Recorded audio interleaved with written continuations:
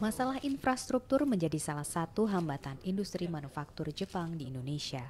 Hal ini dikatakan Menteri Koordinator Perekonomian Hatta Rajasa seusai menerima Chairman of Board Toyota Motor Corporation Takeshi Uchiyamada dan pengusaha Jepang yang tergabung dalam Japan Indonesia Association atau JAPINDO. Mereka berkomitmen untuk menempatkan Indonesia sebagai tujuan investasi utama. Setelah disurvei mengatakan ternyata Indonesia lah tempat investasi yang paling baik bagi mereka. Kini sudah ada 20 proyek MP3I dari 45 proyek infrastruktur yang ditetapkan dan akan segera direalisasikan. Di antaranya bandara MRT, pengolahan limbah, pembangkit listrik, dan kereta api.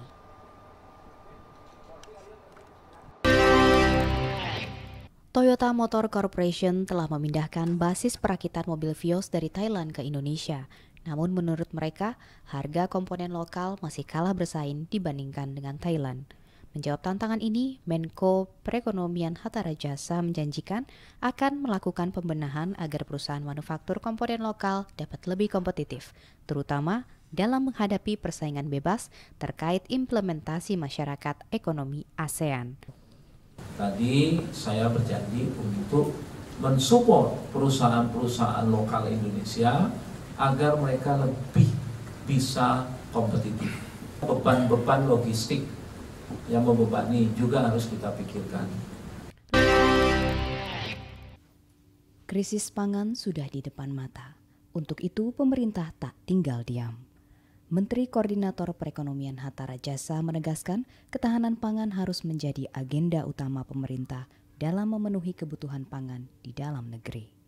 Saat menghadiri pembukaan Jambore Masyarakat Agribisnis dan Agro Indonesia di Taman Mini Jumat 29 November, Hatta menjelaskan kekurangan pangan yang selama ini terjadi sebagian besar karena faktor musiman dan gangguan cuaca. Padahal sesungguhnya pasokan bahan pangan seperti bawang dan cabai cukup. Sebetulnya kita seperti bawang, cabai, kita itu cukup. Tapi kadang-kadang begitu ada gangguan telat panen, musim, gangguan cuaca, kita shortage.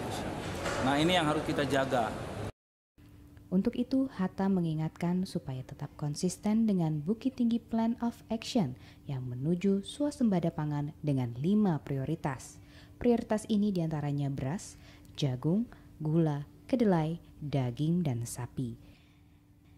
Ia pun berjanji dalam Plan of Action ini, program 10 juta surplus beras menjadi prioritas.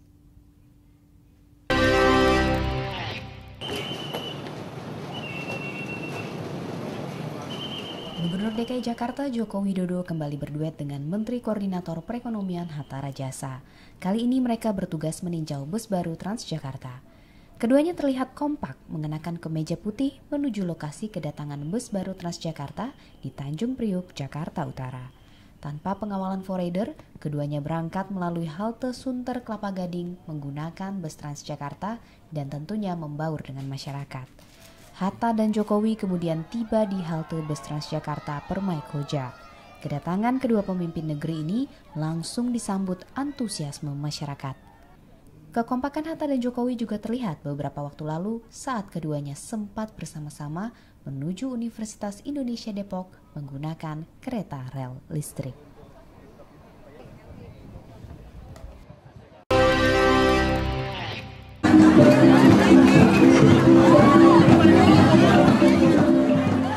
Dihadiri sekitar 5.000 warga, Partai Amanat Nasional mengadakan perayaan Natal bersama di Manado, Sulawesi Utara. Acara yang berlangsung di Manado Convention Center ini penuh dengan makna religius. Tema Natal kali ini adalah kasih tidak memandang perbedaan, torang semua basudara.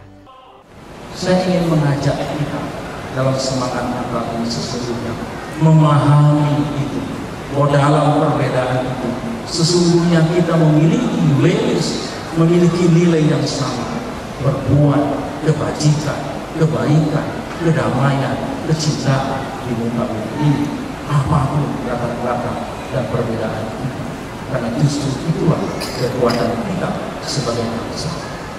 Ada yang berbeda dalam perayaan Natal kali ini.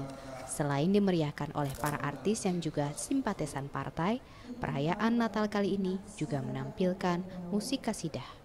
Penampilan kasidahan ini juga menunjukkan bahwa Partai Amanat Nasional bukanlah partai agama, namun merupakan partai milik semua golongan masyarakat.